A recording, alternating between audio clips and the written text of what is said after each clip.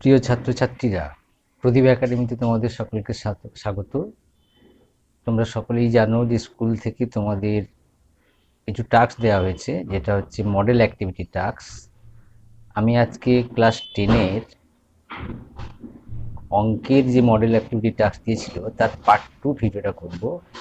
Part 2 ভিডিওটা বলতে এখানে যে দ্বিতীয় যে অঙ্কের চ্যাপ্টারটা দেওয়া আছে, যে অঙ্কগুলো দেওয়া আছে সেটা সম্পর্কে আলোচনা করব এবং তার সমাধান নিয়ে আলোচনা করব।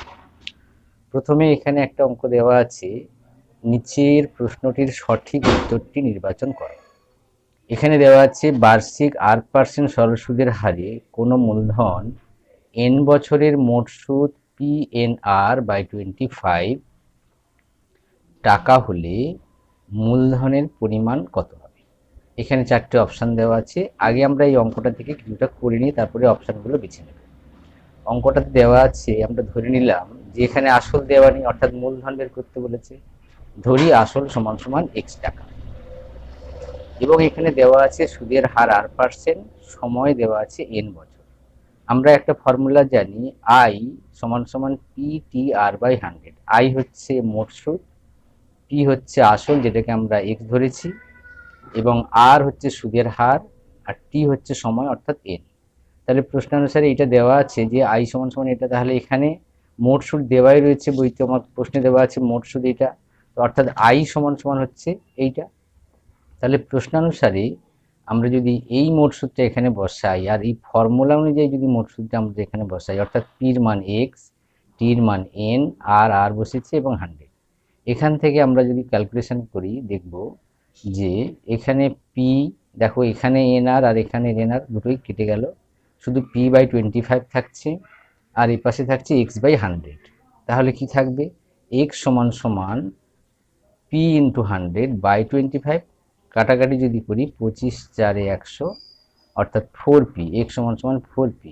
অর্থাৎ আমরা আসল কি ধরেছিলাম, x ধরেছিলাম। দেখো প্রথমেই ধরেছিলাম আসল সমান সমান x, তাহলে x এর মান হলো 4p, আর এখানকার অপশানটা হচ্ছে বি, যার উত্তরটা হবে বি। তাহলে অপশান বিতে তোমরা টিক চিহ্নটা দেবে, কিন্তু তার আগে অঙ্কটা একবার করে নিতে হবে। ঠিক আছে, বোঝা গেল ব্যাপারটা। এবার আমরা আসবো 2-এর দাগে। 2-এর দাগে কি বলেছে, দুটি লম্ববৃত্তাকার চোঙের উচ্চতার অনুপাত 1:2, ভূমির পরিধির অনুপাত 3:4 হলে তাদের আয়তনের অনুপাত নির্ণয় করি। তাহলে এখানে আমরা লিখেছি দুটি লম্ববৃত্তাকার চোঙের উচ্চতার অনুপাত 1:2, দুটি লম্ববৃত্তাকার চোঙের উচ্চতার অনুপাত 1:2, পরিধির অনুপাত 3:4। যদি একটি লম্ববৃত্তাকার চোঙের উচ্চতা h হয়, তবে অপরটি হবে 2h, যেহেতু 1:2 অনুপাত আছে, তাই একটা h ধরলে অপরটা 2h হবে। লম্ববৃত্তাকার চোঙের ভূমির পরিধি আমরা জানি, ভূমি মানে কি, একটা লম্ববৃত্তাকার চোঙ যদি আমরা আঁকি, লম্ববৃত্তাকার চোঙ অর্থাৎ এইটা হচ্ছে তার ভূমি। ভূমি একটা কি, বৃত্ত, বৃত্তের পরিধির সূত্র কি, 2πr, আমরা আগেই জানি এটা। এবার আমরা ধরে নিলাম একটি চোঙের ভূমির ব্যাসার্ধ হচ্ছে r, এবং অপরটির হচ্ছে কত, r1, অপরটি হচ্ছে r2। তাহলে সেই অনুযায়ী প্রথম পরিধি যেটা 2πr1:2πr2 সমান সমান 3:4। তাহলে দেখো দুদিকে 2π বাদ চলে গেল, r/r2 থাকবে, এইদিকে থাকবে 3/4, 3:2 আর 3:4 আছে, আমরা 3/4 লিখে দিলাম। তাহলে এখান থেকে আমরা লিখতে পারি r1 সমান 3k, আর r2 সমান সমান 4k। ঠিক আছে, তাহলে লম্ববৃত্তাকার চোঙ দুটির আয়তন অনুপাত কি হবে, আয়তন অনুপাত আমরা এই r1 এবং r2 দিয়ে যদি বের করি, তাহলে আয়তন অনুপাত হবে πr²h, r1 এখানে r1² ইন্টু πr² h, এখানে r মানে হচ্ছে r2, দ্বিতীয়টার r2, উচ্চতা কত 2h। তাহলে এখানে r1 এর মান আমরা ওপাশে বের করেছিলাম 3k, r2 এর মান বের করেছিলাম 4k, দুটোরই স্কোয়ার আছে, স্কোয়ার দিয়ে দিয়েছি, এখানে 2hটা, এই 2hটা এখানে বসে গেছে। তাহলে πh এবং πh বাদ চলে গিয়ে এখানে থাকছে 9k², এখানে থাকছে, এটা ভাঙলে কত হবে 16, 4 4 16k², আর এই 2টা এখানে বসে গেল। তাহলে এখানে থাকছে কি, k² যদি আমরা বাদ দিয়ে দিই কি থাকবে 9:32। তাহলে তাদের আয়তনের অনুপাত হবে 9:32। ঠিক আছে, বোঝা গেছে ব্যাপারটা। ওকে, এবার এইটারই 2-এর দাগে কি বলেছে, একটি বৃত্তের দুটি জ্যা এবি এবং এসি পরস্পর লম্ব, এবি 4 সেমি ও এসি 3 সেমি হলে বৃত্তটির ব্যাসার্ধের দৈর্ঘ্য নির্ণয় করি। আমি এখানে ছবিটা এঁকেছি, দেখো একটা এঁকেছি এটা বি, এটা এ, এটা সি। ওকে, তাহলে দেখো এবি সমান সমান তোমাদের এখানে বলে দেওয়া আছে এবি সমান সমান 4 সেমি, আমি লিখেছি এবি সমান সমান 4 সেমি। আর এসি সমান সমান দেওয়া আছে, এসি সমান সমান দেওয়া আছে 3 সেমি, এখানে লিখে দেবে 3 সেমি। ওকে, তাহলে আমরা এখান থেকে বিসি বের করবো, যেহেতু এটা লম্ব, এটার উপর লম্ব, তাহলে এটা অতিভুজ। আমরা কি জানি অতিভুজ সমান কি হয়, লম্ব স্কোয়ার প্লাস ভূমি স্কোয়ার। তাহলে এখান থেকে আমরা বিসি পেয়ে গেলাম 5 সেমি। আবার দেখো এটা যেহেতু এটার উপর লম্ব, তাহলে এই কোণটা কত হবে, কোণ নিশ্চয়ই 90 ডিগ্রি। আমরা জানি যে কেবলমাত্র অর্ধবৃত্তস্থ কোণই সমকোণ হয়, একটা বৃত্তের মধ্যে যেটা অর্ধবৃত্তস্থ কোণ হবে সেটাই হবে সমকোণ। সমকোণ এটা একটা উপপাদ্য আছে, তোমরা দেখেছো। তাহলে নিশ্চয়ই এটা একটা বৃত্তে, তাহলে ত্রিভুজ এবিসি এর এবি লম্ব, এসি ভূমি, বিসি অতিভুজ, অর্থাৎ ত্রিভুজটি একটি সমকোণী ত্রিভুজ যার এ কোণ হচ্ছে সমকোণ। আমরা জানি অর্ধবৃত্তস্থ কোনো কোণ সমকোণ হয়, তাহলে বিসি হলো বৃত্তের ব্যাস অর্থাৎ 5 সেমি। আমরা এখানে বিসির মান বের করেছি 5 সেমি, তাহলে ব্যাসার্ধ কত হবে 2.5 সেমি। ঠিক আছে, কেন ব্যাসকে 2 দিয়ে ভাগ করলে 2.5 সেমি হচ্ছে, বোঝা গেছে। তাহলে আমরা কি করলাম, যে একটা বৃত্ত অঙ্কন করলাম, বৃত্ত অঙ্কন করে এসি একটা টানলাম আর এবি একটা টানলাম, যার এবির মান হচ্ছে 4 সেমি, এসির মান হচ্ছে 3 সেমি, এসির মান 3 সেমি। এখান থেকে আমরা বিসি বের করে নিয়েছি, বিসিটা বের করার পর আমরা দেখলাম এটা একটা সমকোণী ত্রিভুজ যার এ কোণ সমকোণ।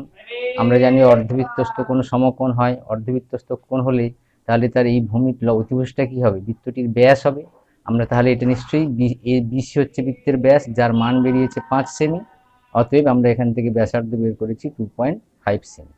ওকে, এবার দেখো তিনেরটা কি বলছি, কোনো মূলধনের 2 বছরের সরল সুদ ও চক্রবৃদ্ধি সুদ যথাক্রমে 8,400 টাকা এবং 8,652 টাকা হলে মূলধন ও বার্ষিক সুদের হার নির্ণয় করে। ঠিক আছে, তাহলে এক্ষেত্রে দেখো আমরা দেখছি যে 2 বছরের সরল সুদ 8,400 টাকা, 1 বছরের সরল সুদ কত হবে, তাহলে 4,200 টাকা। এবার 2 বছরের সরল সুদ ও চক্রবৃদ্ধি সুদের অন্তর কত, 252 টাকা। ঠিক আছে, মনে রাখতে হবে এই যে সরল সুদটা 2 বছরের, এর একটা আসল আছে, যার সেই আসলটার সুদ হয়েছে 4,200 টাকা। এবার যদি চক্রবৃদ্ধি সুদ হয় কি হবে, সুদের উপরে সুদ কষতে হয়। তাহলে যদি 1 বছরে তোমার যে পরিমাণ টাকাটা চক্রবৃদ্ধি হারে সুদ হওয়ার কারণে, চক্রবৃদ্ধি হারে সুদ হওয়ার কারণে 252 টাকা বেশি হয়েছে, ওই 252 টাকাটা কিসের উপর বেশি হয়েছে, ধরে নিলাম, ধরো তুমি একটা কথা ভাবো, ধরো এক্স টাকা তোমার আসল টাকা এবং তার 1 বছরের সুদ হচ্ছে 4,200 টাকা। ঠিক আছে, আবার পরের বারে যখন সেটা চক্রবৃদ্ধি ক্ষেত্রে কি হয় না, এক্স টাকাটা আসলটা আসল থাকে, তার সঙ্গে সুদটা যোগ হয়ে সেটা তখন মূলধন হয়ে যায়। এবার যদি এই মূলধনটা যদি না, সুদটা যদি যোগ না হতো, তাহলে কি হতো, এক্স টাকার পরের বছরের সুদ 420 টাকাই হতো, 4,200 টাকাই হতো। কিন্তু সেক্ষেত্রে কি হয়েছে, 252 টাকা বেশি এসছে। 252 টাকাটা তাহলে কার জন্য বেশি হলো, না যে আসলের সঙ্গে সুদটা 4,200 টাকাটা যোগ হয়েছে, সেই কারণে 252 টাকা সুদটা বৃদ্ধি পেয়েছে। তাহলে আমরা বলতে পারি 4,200 টাকার 1 বছরের সুদ 252 টাকা। তাহলে 1 টাকার 1 বছরের সুদ কত, 100 টাকার 1 বছরের সুদ কত, 6 টাকা বেরিয়েছে। অর্থাৎ বার্ষিক সুদের হার হলো 6%, বার্ষিক সুদের হার হয়েছে 6%। তাহলে আমরা জানি মোট সুদ আই সমান সমান পি টি আর বাই 100। দেখো পি হচ্ছে আসল, টি হচ্ছে সময়, আর হচ্ছে সুদের হার, আর আই হচ্ছে মোট সুদ। আমরা মোট সুদ জানি কি, 2 বছরের মোট সুদ জানি সরল সুদের ক্ষেত্রে 8,400 টাকা, পি আমরা জানি না, সময় আমরা 2 বছর জানি, সুদের হার আমরা 6 বের করেছি এবং নিচে 100। এখান থেকে আমরা ক্যালকুলেশন করব পি সমান সমান, দেখো এটার সঙ্গে কোনাকুনি গুণ করলে কি হবে, 8,400-র সঙ্গে 100 গুণ হবে, তাই 8,400 ইন্টু 100, আর নিচে 2 ইন্টু 6 চলে এসছে নিচে, কাটাকাটি করলে এখানে আসছে 700 আর এখানে থাকছে 1,100। তাহলে কত হবে, 7 লিখে 4টে শূন্য, 70,000 টাকা। তাহলে আসল পেয়ে গেলাম 70,000 টাকা। তাহলে আসল ওখানে চেয়েছিল, আসল সমান সমান 70,000 টাকা, আর সুদের হার সমান সমান হচ্ছে 6%। ঠিক আছে, তাহলে আমরা 3 দাগের অঙ্কটা সহজভাবেই করা গেল। এবং মোস্ট ইম্পর্টেন্ট অঙ্ক এটা, যেহেতু তোমাদের কি অ্যাক্টিভিটি ট্যাক্সে দিয়েছে, এটা মাধ্যমিকেও কিন্তু পরীক্ষায় আসে, খুব সাবধান, এটা খুব ভালোভাবে প্র্যাকটিস করবে। এরকম অঙ্ক আরও একটা আছে, উদাহরণের অঙ্ক একটা এরকম আছে, তোমরা সেসব 3টে অঙ্কই প্র্যাকটিস করে রাখবে। এই অঙ্কটা কিন্তু মাধ্যমিকে আসার সম্ভাবনা আছে। তারপরে দেখো বলেছে যদি ax² plus bx plus c সমান সমান 0, এটা একটা দ্বিঘাত সমীকরণ। এই দ্বিঘাত সমীকরণের বীজদ্বয়ের অনুপাত 1:r হয়, তবে দেখাও যে r plus 1 whole square by r সমান সমান b²/ac। আমরা কি করলাম, আমরা জানি দ্বিঘাত সমীকরণের দুটো বীজ থাকে এবং সেই বীজ দুটোর অনুপাত দেওয়া আছে 1:r, অর্থাৎ এই দ্বিঘাত সমীকরণের বীজ হচ্ছে 1:r। ধরি বীজদ্বয় যথাক্রমে একটা আলফা একটা আর আলফা, অর্থাৎ যেটাকে আমরা ধরি আলফা এবং একটা বিটা, এরকম দিয়ে তোমরা অঙ্কটা প্র্যাকটিস করেছো, অঙ্কগুলো করেছো। এই বিটার পরিবর্তে এটাকে ধরা হয়েছে। ঠিক আছে, আবার আমরা কি জানি, আলফা প্লাস বিটা সমান কি হয়, মাইনাস b/a হয়। তাহলে এখানে আলফা আলফা বসে গেল, বিটার জায়গায় আছে আর আলফা সমান সমান মাইনাস a/b, এটা আমাদের শর্তেই আছে, সূত্রে আছে। তাহলে এখান থেকে যদি তুমি আলফা কমন নিয়ে নাও, কি থাকবে, 1+r থাকবে। 1+r চলে আসলো, এখানে যা আছে তাই থাকছে। এবার আমরা কি ভাববো, উভয় পক্ষকে বর্গ করেছি। উভয় পক্ষকে বর্গ করার ফলে দেখো এখানেও স্কোয়ার হয়েছে, এটার উপরেও স্কোয়ার হয়েছে, এটা পুরোটার উপরে হোল স্কোয়ার হয়েছে। অর্থাৎ তোমরা জানো মাইনাস বির উপরে হোল স্কোয়ার করলে কি হয়, শুধু b² হয়। সেই b² আমি এখানে বসিয়েছি, নিচে স্কোয়ারটা করে দিয়েছি, যেহেতু উভয় পক্ষকেই বর্গ করা হয়েছে। আবার একটা আমরা কি জানি, alpha into beta. Alpha into beta মানে কি হয়, আলফা ইন্টু বিটা মানে কি হয়, c/a হয়। তাই আমরা এখানে c/a বসিয়েছি।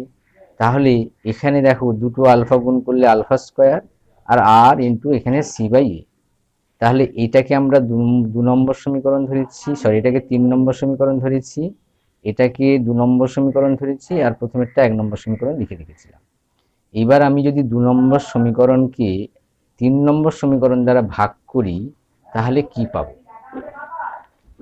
দেখো 2 নম্বর সমীকরণ ছিল এইটা, আর নিচে ছিল 3 নম্বর সমীকরণ। তাহলে দেখো এখানটা ভাগ করলে এদিকেরটাও ভাগ আসছে, b²/a² c/a। আচ্ছা, এখানে দেখো এই আলফা স্কোয়ার আমি কেটে দিলাম, কাটলো। তাহলে কি থাকছে, 1+r এর হোল স্কোয়ার বাই r থাকছে, আর এখানে b²/a² ইন্টু এটা উল্টে গিয়ে a/c হয়ে গেছে। এখানে দুটো এ, এখানে একটাই কমে গেল, আর এই সিটা বসে গেল, এদিকে যা আছে তাই। এটাই আমাকে প্রমাণ করতে বলেছিল। দেখো r+1 এর হোল স্কোয়ার বাই r সমান সমান b²/ac। আমরা এটা উল্টো করে লিখেছি 1+r এর হোল স্কোয়ার বাই r, একই কথা। এটা তাহলে প্রমাণিত,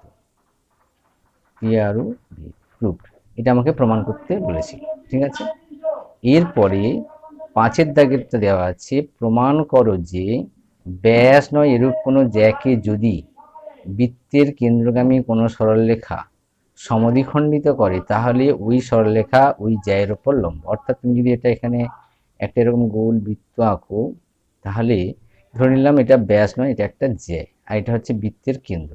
তাহলে প্রমাণ করো কি না, ব্যাস নয় এরূপ কোনো জ্যাকে যদি বৃত্তের কেন্দ্রগামী কোনো সরলরেখা সমদ্বিখণ্ডিত করে, অর্থাৎ এইখান থেকে এইটা সমান সমান যদি এটা হয়, অর্থাৎ এটাকে যদি সমদ্বিখণ্ডিত করে, তাহলে এইটা কি হবে, এইটা এই জ্যায়ের ওপর লম্ব হবে। এটা তোমাদের উপপাদ্য 33, অর্থাৎ উপপাদ্য 33, এটা পড়লে তোমরা এই অঙ্কটা করতে পারবে। ওখানে উপপাদ্যটা করে দেওয়া আছে বলে আমি এখানে দেখাইনি, ওই উপপাদ্যটা মুখস্থ করবে এবং এখানে লিখবে।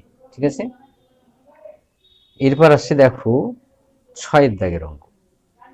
6 কি বলছে, একটি লম্ববৃত্তাকার চোঙের উচ্চতা উহার ব্যাসার্ধের দ্বিগুণ। যদি উচ্চতা 6 গুণ হতো, তবে চোঙটির আয়তন 539 ঘন ডেসিমিটার বেশি হতো। চোঙটির উচ্চতা কত? আমরা ধরি চোঙের ব্যাসার্ধ r, তাহলে উচ্চতা কি বলেছে, উচ্চতা h সমান কি হবে বলেছি, ব্যাসার্ধের দ্বিগুণ, তাই 2r হবে। ব্যাসার্ধ r হলে, যেহেতু উচ্চতা বলা আছে ব্যাসার্ধের দ্বিগুণ, তাহলে নিশ্চয়ই 2r হবে। ঠিক আছে, এবং চোঙের আয়তন তখন কি হবে, আমরা জানি চোঙের আয়তনের সূত্র কি হয়, πr²h। এই h এর মান আমরা কি জানি, 2r, তাই h এর মান এখানে আমরা 2r বসিয়েছি। আবার দেখো চোঙের উচ্চতা যদি 6 গুণ হয় তাহলে তখন উচ্চতা কত হবে? 6r। ব্যাসার্ধের 6 গুণ, চোঙের উচ্চতা ব্যাসার্ধের 6 গুণ, ব্যাসার্ধের 6 গুণ হলে উচ্চতা হবে 6r। ঠিক আছে, তখন আয়তন কত হবে? পাই আর স্কোয়ার এইচ এর সূত্র অনুযায়ী পাই ইন্টু আর স্কোয়ার ইন্টু এইচ এর পরিবর্তে হবে 6r। হলো। তাহলে বলা আছে এই আয়তনের থেকে 539 ঘন ডেসিমিটার বেশি, তাই মাইনাস করেছি। তাহলে এখানে দেখতে, এখানে সাজিয়ে নিলে কি হবে? 6 পাই আর স্কোয়ার আর গুণ করলে কি হয়? আর কিউব। আর এখানে আছে 2 পাই আর স্কোয়ার আর গুণ করলে আর কিউব। তাহলে 6টা পাই আর কিউব, তার থেকে 2টো পাই আর কিউব মাইনাস করলে 4টে পাই আর কিউব থাকছে। তাহলে 4টে পাই আর কিউব সমান সমান 539। এখানে 4 পাই এর মান আমরা জানি 22/7, আর কিউব বসে গেল এখানে থাকলো। আর কিউব সমান কি হবে? এইটা বাই এটা। দেখো 4 আর 22 নিচে চলে আসবে, 7টা উপরে চলে যাবে, উল্টে যাবে ওদিকে এসে। তাহলে আর কিউ সমান সমান কি হচ্ছে? এখানে দেখতে পাচ্ছি 49 মানে 7 ইন্টু 7 ইন্টু 7, অর্থাৎ এটাকে কাটাকাটি করলে তুমি যদি 11 দিয়ে কাটো, 11 4 44, 11 9 99, 49। তাহলে এই দুটো গুণ করলে 49 হচ্ছে, আর এই 7টা এখানে বসে গেছে। তাহলে আমরা এখানে আর সমান সমান লিখতে পারি, এখানে 3টে আছে, 3টের জন্য একটা আসবে, এখানে একটা আসবে। ঠিক আছে, তাহলে চোঙের ব্যাসার্ধ হয়ে গেল 7/2 ডেসিমিটার। চোঙের ব্যাসার্ধ হলো 7/2 ডেসিমিটার। অর্থাৎ উচ্চতা কি হবে না, তার যে ব্যাসার্ধ তার দ্বিগুণ হবে। অর্থাৎ ওই উচ্চতাটাকে যদি ব্যাসার্ধটাকে আমরা 2 দ্বিগুণ করলে যেটা পাবো সেটাই হচ্ছে তার উচ্চতা। ঠিক আছে, তাহলে সমান সমান 7 ডেসিমিটার হয়ে গেল। তাহলে আমরা মডেল অ্যাক্টিভিটি গণিত 10ম শ্রেণীর যে পার্টটা ছিল, পার্ট 2 যদি আমরা বলি এটাকে, তাহলে সেটা সবগুলো অঙ্ক করে দিলাম এখানে। তোমরা নিশ্চয়ই বুঝতে পেরেছো। খালি উপপাদ্যটা তোমরা 33 উপপাদ্য 33 মনে রাখবে। এই উপপাদ্যটা মুখস্থ করে এই জায়গাটায় লিখে ফেলবে। সুন্দর করে খাতার মধ্যে পরপর অঙ্কগুলো করে যাবে, কোথাও কাটাকাটি করবে না, পাশে দাগ দিয়ে রাফগুলো করবে।